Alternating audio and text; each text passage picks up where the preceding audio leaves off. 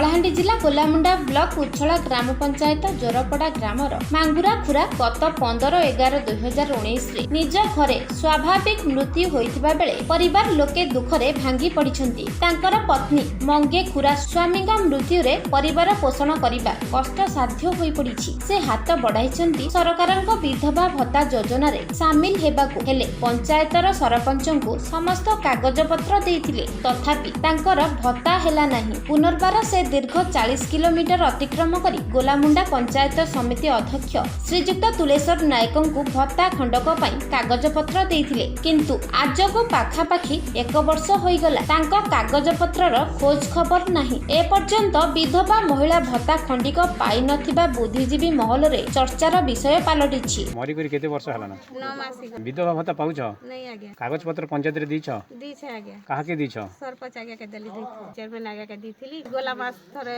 मिलबाने तमर भत्ता बोली कर चेयरमैन आगे कहले आज के 5 मास हला नहीं मिलबा। गोलामुंडा ईश्वर पटेल का रिपोर्ट कामयाब टीवी।